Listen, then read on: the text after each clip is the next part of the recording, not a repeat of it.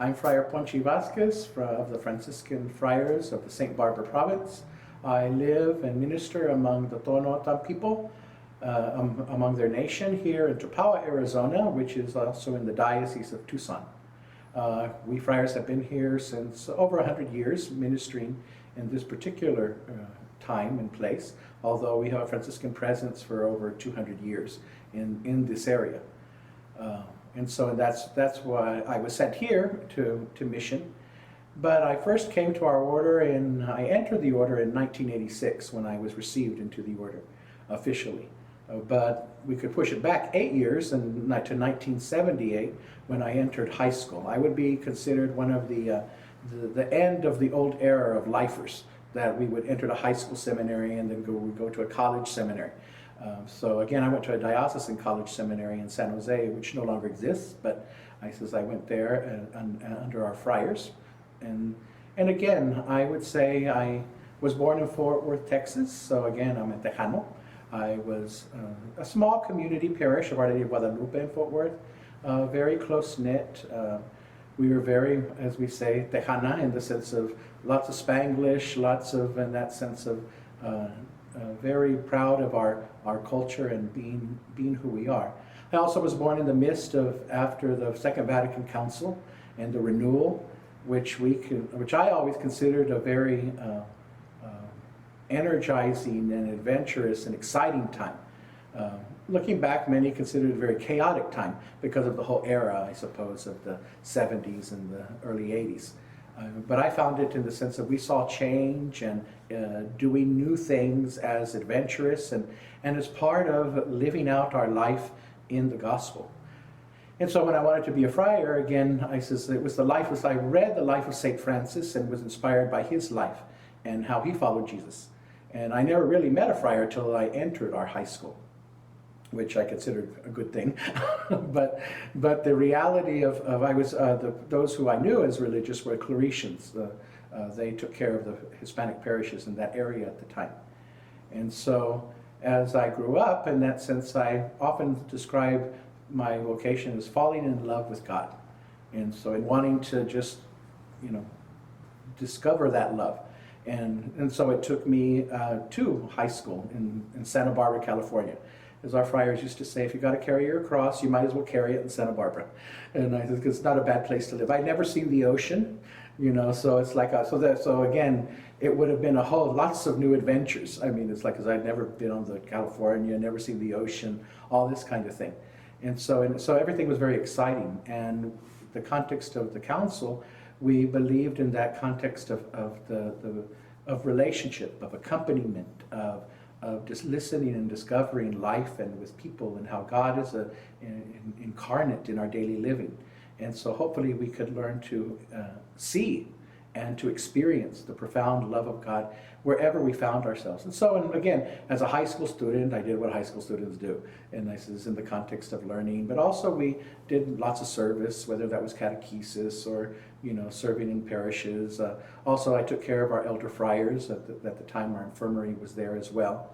And so in that sense, watching people men who had given their lives completely to God in all sorts of, whether it was PhDs and theology professors, whether it was Indian missionaries, whether it was China missionaries, all sorts of doing so many things, whether it was the brothers working in the kitchen and as plumbers, electricians, all these men who gave themselves completely to Christ, now in that sense, and now entering their last stages of giving themselves in that sense with Sister Death, being embraced into God's love completely. And so walking with men and as brothers. And I've always felt that the fraternal aspect of brotherhood. And so that very nourishing and exciting. And so I continued my journey. And then in 87, I was received into the 86 was received into the novitiate. It'll be 30 years that I entered the novitiate. And so, and again, that has been a time of discovery and of knowledge of self and of God, but always grounded in our fraternal life and seeking to recognize the presence of God around us and within me, and so in the people I experience. And also as I entered religious life, and later as I was growing in the religious life, I realized I fell in love with God, and then later I would describe it as living as a religious in the church, trying to fall into love.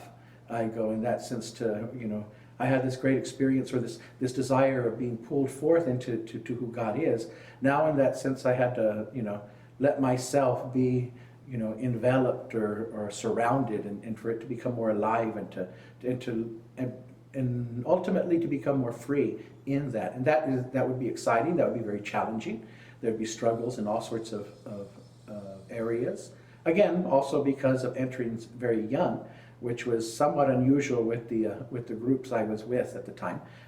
Usually it took almost, and when I made solemn vows, which I would have been, maybe in my mid-20s, 26, 25, somewhere in there, I says basically it took almost 10 years before someone younger joined.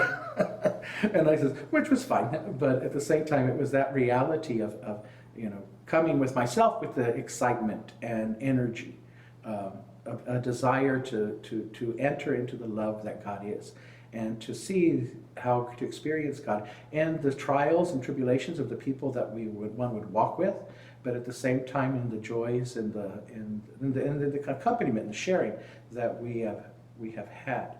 And so in that sense, now living among the Tonotam, seeing the indigenous perspective in that sense, and their whole view of life, and to see that ultimately that our accompaniment and that God is present in our, as we would say among the Franciscan tradition, in the holy exchange, the sacro comercium, the holy exchange that we are continually to be about, and that when we go and I'm considered a missionary among the Native Americans, and to be in mission ultimately in the church is to share one's life and to give one's gifts, but also to receive the presence of God in the people who we encounter and the places that we live in. And here among the desert, it's a wonderful place, particularly because as in the scriptures, God always tells us to go into the desert, or he tells us how he prepares a beautiful place in the desert for his beloved. And so these images is now I live in that reality. And so the scriptures become more alive. And the people here, the Toanota, which means people of the desert, they share what they are and who they are in that sense, and that's the presence of God. And so in that sense, we give the good news to each other, we evangelize each other, and hopefully we're sharing each other's gifts. And again, then God is made flesh, God is experienced. And so it brings great joy in that sense. And also, but in the midst of often great suffering, one can just look at the statistics of realities of the struggles of the Native American peoples. I myself, being Latino or Tejano in that sense, I'm a multicultural reality just in my person. So I think that's a gift also that one offers in that sense of being mestizo, and how to live that reality out, and for it to hopefully come very natural in that sense, not so much out of a place of oppression, but more as recognizing. I've always looked at it as a new creation, in that sense of when two cultures met, and were encountered. Ultimately, as a mestizo person, as a mestizo man, I became the new creation.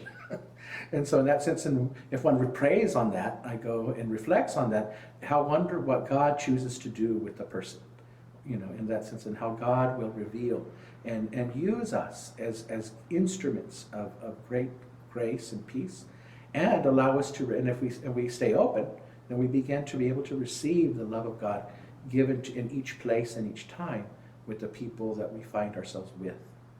So in that sense, it's a great gift of falling in love with God in the beginning, but in that sense of falling into love, which love ultimately is God's very presence. As Christians, we don't, God isn't just the action, as we say. How's the phrase they say? It's verb, but God is verb, but also action. I mean, it's action but also noun. to say love as a noun and love as a verb, that can happen in God, and then ultimately that happens in ourselves as well, because we are created and are brought forth by the very breath of the love of God. So in that sense, it's a great joy and also a great challenge in that sense to stay open and stay in that sense attentive to the power of God's mercy that is around us and that is within us if we are able to let it bear fruit.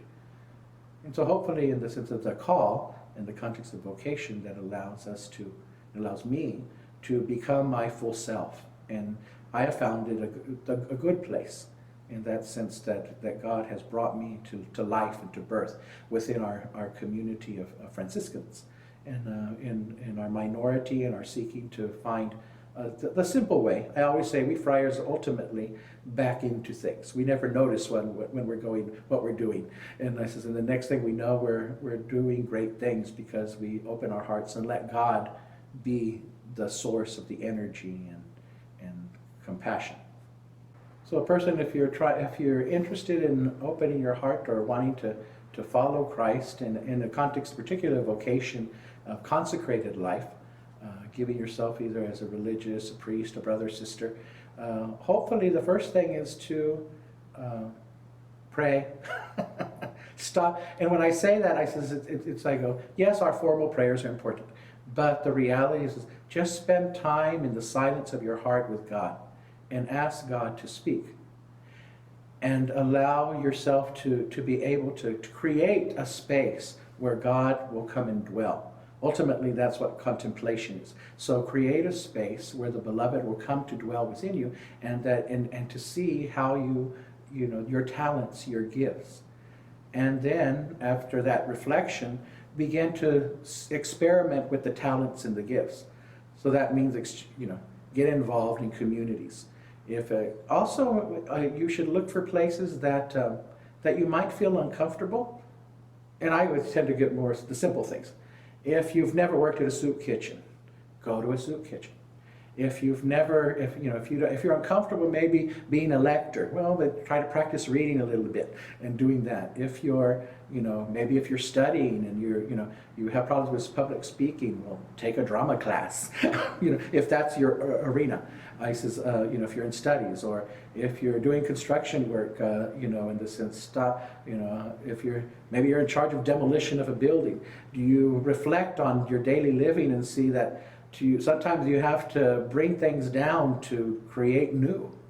And I says, so it's again stopping and looking at your daily life and seeing how God is present in the now, and where that is speaking to you, the desire of your heart to ultimately lead you to good. And so again, that's why I would say prayer, that communication, the conversation with God, and then to act upon it, or to allow it in a creative and simple ways. It doesn't have to be so difficult. And then to see what happens. And then usually the classic traditional spirituality would say also make sure you're walking with somebody, in the sense of which we call that a spiritual director. Someone, a wisdom figure in your life, or a mentor, we use those terms. But sometimes people, someone who you can trust, that knows you somewhat well, and that you at the same time, that they have wisdom within them. And I go, and that might be someone who's older, that might be someone who's younger even. And I says, but that would be able, that it listens to you and can mirror back to you what they hear. And then hopefully that way with the person you've been mirroring, reflecting, and then you've also been sitting with God, and then God will reflect back to you the desire of your own heart. And also usually you'll encounter the desire of God's heart. And I says, don't be afraid. So go to the scriptures and all those places where Jesus tells us not to be afraid. You might want to read those passages. And the other part is like, well, first of all, being afraid is a very appropriate feeling sometimes. So then you have to discover why you're afraid. I mean, and then to figure out and to live in that fear and to see what it brings, you may realize that you don't want to live there. And because that's not ultimately the fear is not the best place to dwell. But you probably have to dwell there for a little while. And so, and when you're uncomfortable enough, God will move you. And so that's why I also say, look up, and they have those things you can look for, those glossaries in the back of Bibles, and look at, fear, being afraid, not being afraid, and then go look at those passages. That could be helpful. And I says, because Jesus tells the disciples, the early apostles, were always afraid. And I says, it's an appropriate response when you fall in love with anybody or anything, but also when you're falling in love with God or you want to follow. I says, fear is a very appropriate feeling. But again, our feelings aren't what guide us completely. So in that sense, but they can indicate to us about aspects of our life. So in that sense, live in the fear for a little bit, but I don't think you want to stay there. So, okay, goodbye, adios, God bless. And as always, we wish you every peace and good.